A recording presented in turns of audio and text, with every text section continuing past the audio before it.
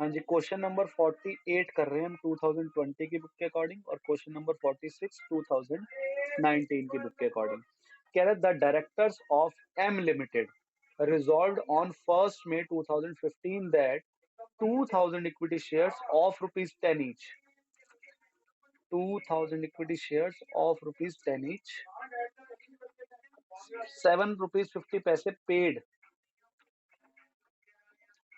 कह रहा है 7 रुपए 50 पैसे तो पेड हो गए इस पर, 10 रुपए का शेयर था उसमें 7 रुपए 50 पैसे पेड हो गए हैं। अब इसमें क्वेश्चन में हमें ये नहीं बता रहा कि जो 7 रुपए 50 पैसे हैं इसमें से एप्लीकेशन का मनी है या अलॉटमेंट का, ये टोटल बता रहा है। कह रहा है 7 रुपए 50 पैसे मिल गए हैं और फाइनल कॉल थी 2.5 रुपए की, 2 रुपीज 50 पैसे की, वो नहीं दी। अब हमें इसमें नहीं बता रहा कि अब ये 7.5 रुपए में क्या पता एप्लीकेशन भी होगी अलॉटमेंट भी होगी या फर्स्ट कॉल भी हो, कोई भी कितनी भी कॉल हो, बस उसने ये बता दिया कि 10 रुपए का शेयर था, उस बंदे ने 7.5 रुपए दे दिए और 2.5 रुपए नहीं दिए, बात खत्म। वो कह रहा है एप्लीकेशन अलॉटमेंट हम नहीं बता रहे, आप सीधी सी बात समझो। एक बंदा था जिसके पास 2000 शेयर थे, 10 रुपए का एक शेयर था, उसने 7.5 रुपए दे दिए और 2.5 रुपए हमने मंगवाए तो उसने नहीं दिए। क्योंकि देखो क्या लिखा है, 7.5 रुपए पेड, पेड मतलब उसने पे कर दिए, बी फोरफिटेड। कह रहा है फिर हमने फोरफिट कर दिए उसके शेयर, फिर आगे रीजन बता रहा है for non payment of final call of 2.5 रुपए। अब फाइनल कॉल हमें नहीं पता ये फर्स्ट एंड फाइनल कॉल है या सेकंड एंड फाइनल कॉल है या कौन सी है, बस उसने हमें बता दिया कि लास्ट कॉल जो 2.5 रुपए की हमने उससे मंगवाई वो उसने नहीं दी, इस वजह से हम उसके शेयर फोरफिट कर रहे हैं। तो यहाँ हम उसके शेयर फोरफिट कर रहे हैं। क्वेश्चन इतना क्लियर है। फिर कह रहे हैं on 10th June 2015 1800 of these shares were reissued for ₹6 पर शेयर। कह रहा है इस 2000 शेयर्स में से फोरफिट तो कर दिए 2000 शेयर, फिर 2000 में से 1800 शेयर 1800 शेयर्स री इशू करें। मैंने आप लोगों को एक एग्जांपल जो ऊपर दिया था उसमें समझाया था कि कंपनी ने 500 शेयर फोरफिट कर लिए अपने पास ले लिए। अब कंपनी की मर्जी है 500 में से कितने बेचे, तो क्या पता कोई इसके कंपनी के पास खरीदार आया हो तो वो पूरे 2000 शेयर ना लेना चाह रहा हो, तो कंपनी को उसने कहा कि मुझे 1800 शेयर दे दो। आपके पास 2000 है, बहुत अच्छी बात है, लेकिन मुझे 1800 शेयर चाहिए। तो इस क्वेश्चन में ऊपर वाले से बस इतना सा फर्क है कि यहाँ पूरे 2000 शेयर फोरफिट करे हैं, लेकिन रीइश्यू कितने करे हैं, 1800 करे हैं। ऊपर जो मैंने कराया था उसमें 500 ही फोरफिट करे थे और फिर 500 ही रीइश्यू कर दिए थे। क्वेश्चन में किसी को डाउट है तो एक बार पूछ लो, मेरे ख्याल क्वेश्चन में तो किसी को कोई डाउट नहीं होना चाहिए जितना अभी तक क्वेश्चन मैंने समझाया है।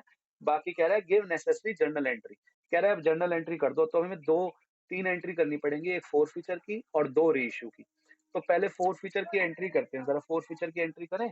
क्या होगी फोर फीचर की एंट्री, और इसमें तो डेट दे रखी है हम 1st May को करेंगे एंट्री। फोरफिट 1st May को करें 2015 को।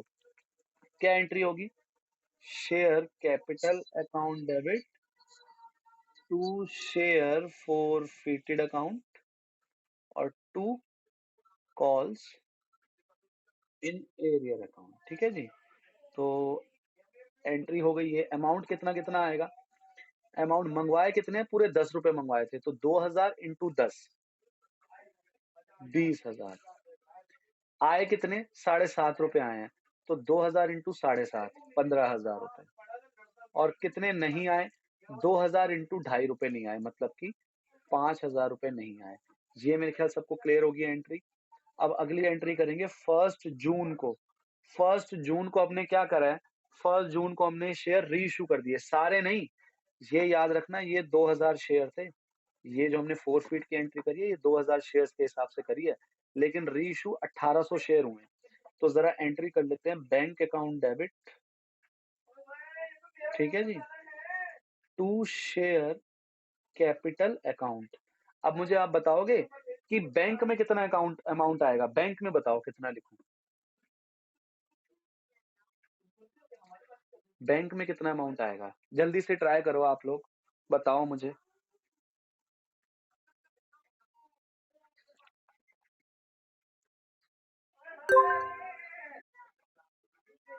हाँ जी, हमने इसमें क्या करा है अभी तक, हमने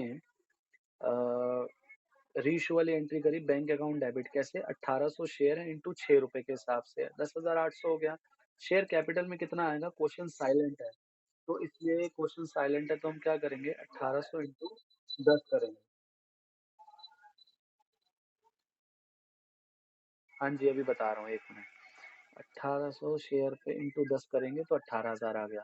तो 18,000 के शेयर थे, बेचे 10,800 रुपए के, तो 7200 का लॉस आ गया। तो वो शेयर फ़ॉरफ़िटेड अकाउंट में हमने लिख दिया। हाँ जी, अभी तक मैंने जिस तरीके से आप लोगों को समझाया था पिछले क्वेश्चन में, उसके अकॉर्डिंग आपने सही जवाब दिया कि 15,000 का प्रॉफ़िट और 7,200 का लॉस। तो 15,000 माइनस 7,200, 7,800 लिख दें हम यहाँ पर। बिल्कुल सही जवाब दिया आपने, जो कि मैंने तो इतना ही कराया था, ठीक है, कोई बात नहीं। लेकिन एक बात समझो आप ध्यान से, यहाँ पे 500 शेयर ही फ़ॉरफ़िट करे थे और 500 शेयर ही रीइश्यू करे थे। अब आप लोग यहाँ पे पता है क्या कर रहे हो? आप लोग मैं आपसे एक सवाल करता हूँ, आप लोग जवाब देना, हैं? आप लोग अभी-अभी अपने-अपने घर में बैठे होंगे, तो मैं आप लोगों से एक सवाल करूँ तो आपको देखना सवाल कितना अजीब-सा लगेगा। मैं कहूँगा आप लोग बताओ, आपके ऊपर जो सर पे पंखा लगा है ना पंखा, वो ज़्यादा अच्छा है या जो सामने आपके दीवार है वो ज़्यादा अच्छी है? तो आप कहोगे सर ये कैसा सवाल है? आप कह रहे हो कि सामने जो हमारी दीवार है वो ज़्यादा अच्छी है या पंखा है वो ज़्यादा अच्छा है? सर आप कुछ कंपेयर करने को कह रहे हो तो बराबर की चीज़ में कहो ना। आप ये कहो कि सर हमारे जो अंदर वाले रूम में जो फैन लगा हुआ है और जो बाहर वाले रूम में फैन लगा है और अगर वो दोनों अलग-अलग हैं तो आप उसमें पूछो कि कौन-सा अच्छा लगता है आपको। आप ये क्या पूछ रहे हो कि सामने जो दीवार है और पंखा उन दोनों में से क्या ज़्यादा सुंदर है? तो आप मुझे कहोगे सर आप ये कैसे सवाल कर रहे हो? मतलब ठीक तो सवाल करो मतलब कि जब भी कंपेयर करते हैं तो 2 बराबर की चीज़ों में कंपेयर करना चाहिए ना हमें। हम जब भी कोई कंपैरिज़न करते हैं तो 2 एक जैसी चीज़ों में कंपैरिज़न करते हैं ना। या आपके घर में मान के चलो 2 तरीके की पानी की बॉटल हैं और दोनों अलग-अलग हैं। तो मैं यूँ कहूँ कि अच्छा ये वाली पानी की बॉटल आपको ज़्यादा अच्छी लगती है या ये वाली पानी की बॉटल? तो आप कहोगे सर आप सवाल सही कर रहे हो क्योंकि हैं तो दोनों बॉटल ही, उसमें से आप हमें कंपेयर करने को कह रहे हो कि कौन-सी ज़्यादा बेटर है। ठीक है ना? तो ये सवाल बड़ा अजीब लगा होगा आपको भी कि पंखा ज़्यादा अच्छा है या दीवार ज़्यादा अच्छी है? तो आप कहोगे सर ये कैसा सवाल है? तो ऐसे ही आप लोगों ने देखो यहाँ क्या करा, आपने 2 बराबर की चीज़ों में तो कंपैरिज़न करा ही नहीं। आपने प्रॉफ़िट तो उठा लिया 2000 शेयर्स का ₹15,000 और आपने लॉस उठा लिया 1800 शेयर्स का। तो ये गड़बड़ नहीं कर दिया आपने? आप अगर आप लॉस 1800 शेयर का ले रहे हो, तो आपको प्रॉफ़िट भी कितने शेयर्स का लेना चाहिए? 1800 शेयर्स का। मेरा मेरा जो मैं समझाना चाह रहा हूँ वो क्लियर हो गया आप लोगों को? मैं जो कह रहा हूँ वो बात समझ आ गई आपको? कि अगर आप यहाँ पे लॉस कह रहे हो, आपने क्या कर दिया 15,000 माइनस 7200। तो भई ये जो 15,000 प्रॉफिट है वो 2000 शेयर्स पे है और ये जो 7200 जो लॉस है वो 1800 शेयर्स पे है। तो ये कैसा कंपैरिज़न हुआ? ये कंपैरिज़न तो गड़बड़ हो गई ना। तो आपको क्या करना चाहिए? अगर आप प्रॉफिट 1800 शेयर का ले रहे हो, तो आपको सॉरी लॉस जब आप 1800 शेयर का ले रहे हो, तो आपको ये प्रॉफिट भी कितने शेयर्स का लेना चाहिए? 1800 शेयर्स का, ना कि 2000 शेयर्स का। ये बात क्लियर है? अच्छा ये बात क्लियर है सबको जो मैंने बोली है? सिर्फ हिमांशु की आवाज़ आ रही, बाकी सबको क्लियर है? अच्छा क्लियर है। अब इसको करेंगे कैसे? अब इसको करेंगे कैसे? अब हमने कंपेयर बराबर वाली चीज़ों में करना है, तो पहले लॉस तो हम ले लेते हैं 1800 शेयर्स का। तो लॉस तो हमें पता है 1800 शेयर्स का कितना लॉस है? 7200 लॉस है। तो अब हमें प्रॉफिट भी कितना लेना चाहिए? 1800 शेयर्स पर। ये मेरे ख़्याल ये बात तो क्लियर हो गई। अब निकालेंगे कैसे? ये बड़ा सिंपल सा मैथमेटिक्स है। ये बड़ी सिंपल सी मैथमेटिक्स है कैसे? ये ऐसे करेंगे। अगर हाँ, वेरी गुड। अगर हमें 15,000 का प्रॉफ़िट हो रहा है 2000 शेयर्स पे, तो ये मैंने जो डिवाइड करके क्या निकाल दिया, 1 शेयर का प्रॉफ़िट निकाल दिया। अगर हमें 15,000 प्रॉफ़िट हो रहा है 2000 शेयर्स पे, तो अगर मैं 15,000 को 2000 से डिवाइड कर दूँगा, तो मेरा क्या आ जाएगा? 1 शेयर पे कितना प्रॉफ़िट आया ये आ जाएगा और मुझे कितने पे निकालना है? 1800 शेयर। ये मेरे ख़्याल ये जो मैंने करा है बड़ी बेसिक सी मैथमेटिक्स करी है कि अगर हमें 15,000 का प्रॉफ़िट हुआ है 2000 शेयर्स पे और मैं कहूँ 1 शेयर का प्रॉफ़िट बताओ, तो 15,000 डिवाइड बाय 2000 कर दोगे। ये 1 शेयर का प्रॉफ़िट आ जाएगा। अब हमें कितने शेयर्स का प्रॉफ़िट चाहिए? 1800 शेयर्स का, तो 1800 से मल्टीप्लाई कर देंगे। इसको सॉल्व करते हैं 1, 2, 3, 1, 2, 3 13,500 13,500 13,500। अब ज़रा इसको माइनस करते हैं 0, 0 5 में से 2 गए 3 और 13 में से 7 गए 6। तो 6,300 का प्रॉफ़िट आया जो कि कौन से अकाउंट में जाएगा? कैपिटल रिज़र्व में। तो 6,300 क्या यही आंसर आ रहा है बुक में क्या? 7,800 तो नहीं आ रहा, ज़रा देखते हैं। तो हाँ, क्वेश्चन में आंसर जो दे रखा है वो 6,300 ही आ रहा है। तो क्या आप लोगों को क्लियर है ये 6,300 कैसे निकला है? किसी को डाउट तो नहीं है? ऊपर वाला जो मैंने कराया था वो सबसे पहले बेसिक क्वेश्चन मैंने कराया था। इसलिए मैंने कहा था पहले मैं सोचा था पहले मैं बेसिक करा दूँ कि पूरे शेयर फ़ॉरफ़िट करे और पूरे ही रीइश्यू कर दिए। तो वो तो बड़ा आसान है। 4,000 माइनस 2,000 कर दो सीधा 2,000 आ जाएगा। क्यों? क्योंकि उसमें जितने बेचे मतलब जितने फ़ॉरफ़िट करे उतने ही। तो इसका मतलब ये जो 4,000 का प्रॉफ़िट था वो भी 500 शेयर पे था और 2,000 का जो लॉस था वो भी 500 शेयर पे था। तो हमें उसमें ये सब नहीं करना पड़ा जो ये सब। क्योंकि सीधा प्रॉफिट और लॉस सेम शेयर्स का ही दे रखा था। तो इसलिए सीधा दिस माइनस दिस करा, हमारा आंसर आ गया। पर यहाँ पर आपको थोड़ा-सा दिमाग लगाना पड़ेगा और बहुत मुश्किल नहीं है। आपने ये देखना है कि भई लॉस कितने शेयर पे हो रहा है, तो हमें प्रॉफिट भी उतने शेयर्स का ही लेना है। ठीक है? क्लियर है सबको? कोई डाउट तो नहीं? ठीक है, मेरे ख्याल कोई डाउट नहीं है। हाँ जी, क्या कह रहा है क्वेश्चन? हाँ जी, क्वेश्चन कह रहा है एक बंदे के 100 शेयर्स हम क्या कर रहे हैं? फ़ॉरफ़िट कर रहे हैं। क्यों? और ₹10 का शेयर था, लेकिन उसमें से मँगवाए अभी तक ₹6 हैं, ठीक है? और इस ₹6 में से उसने ₹2 नहीं दिए, दैट मीन्स कितने रुपए दे दिए होंगे बताओगे कोई? कितने रुपए दे दिए होंगे उसने? बताएँ ज़रा। ₹10 का शेयर था ना फेस वैल्यू, ₹6 अभी तक कॉल्ड अप करे थे। कह रहा है और हमने उसके शेयर फ़ॉरफ़िट कर दिए क्योंकि उसने ₹2 नहीं दिए, तो कितने दिए होंगे? मैं ये पूछना चाह रहा हूँ कितने दिए होंगे? अमाउंट पूछ रहा हूँ, टिक मार्क के ऊपर कितना अमाउंट लिखूँ?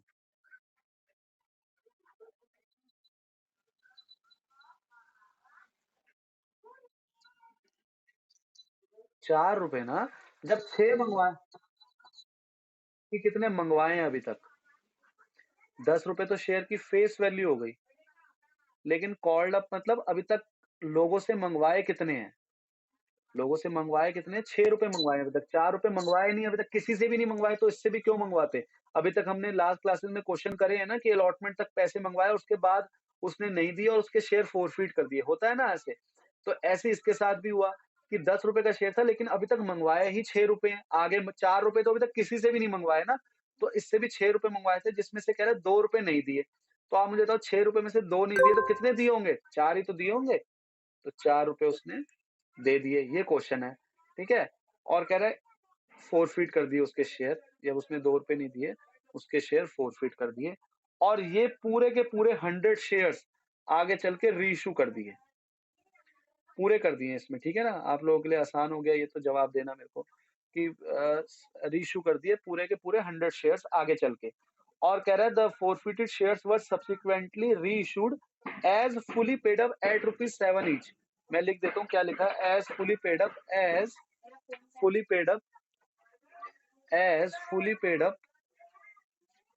as fully paid up at ₹7 each ऐसे लिखा हुआ है एट ₹7 each। तो इसका मतलब जरा समझते हैं क्या मतलब कह रहा है ये। पहले इसको बाद में समझेंगे, पहले जरा से एंट्री करते हैं फोर फीचर की। पहले फोर फीचर की एंट्री तो आप लोग कर ही सकते हो। Share capital account debit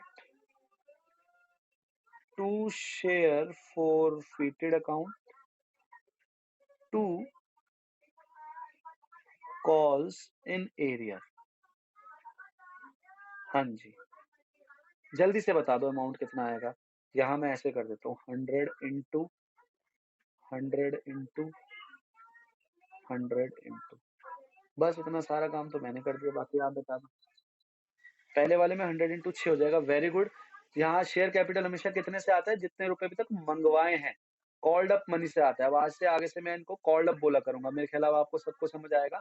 called up money से आता है शेयर कैपिटल वाला अमाउंट। कॉल्ड अप मतलब जितना अभी तक मंगवाया है। तो ₹6 मंगवाए हैं, तो 100 इंटू 6 ₹600 हो गए। शेयर फ़ॉरफिटेड में कितना लिखूँ? ₹4 से। ₹4 दिए हैं तो ₹4 का प्रॉफ़िट हो गया तो 400 आ गया और कितने रुपए नहीं आए? ₹2 नहीं आए, तो ₹2 नहीं आए, 200 नहीं आए। 4 आए हैं भई, 2 नहीं आए। क्लियर है सबको? ये वाली एंट्री तो कोई दिक्कत नहीं होगी। पहली एंट्री हो गई। अच्छा, मेरे को 4 सुनाई दिया। चलो ठीक है, आगे बढ़ते हैं अब ज़रा। अगली एंट्री रीइश्यू की एंट्री होगी।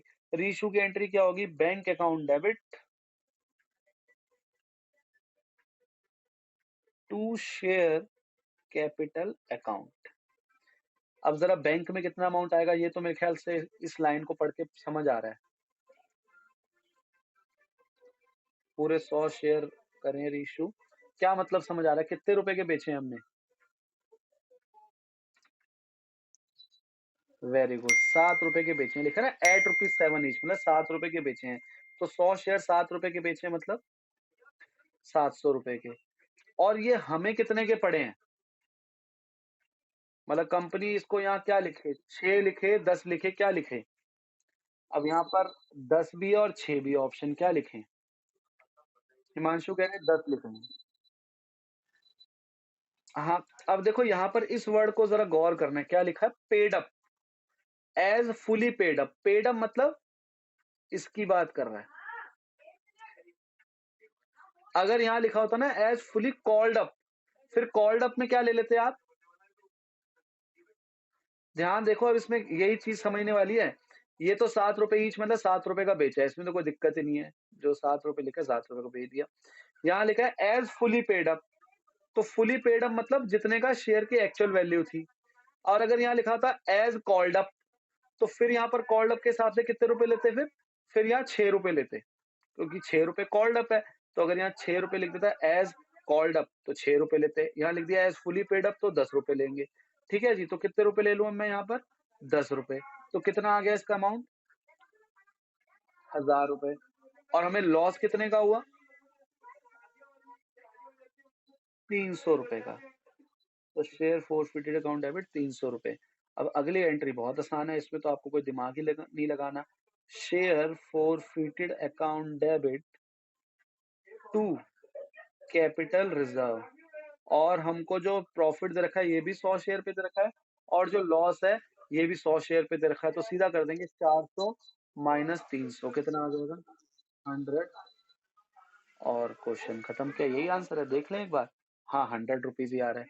ठीक है, ये आपका आंसर हो गया। ठीक है जी, अभी इसमें भी जो हमने करा है उसमें कोई डाउट है तो पूछ लो फिर से।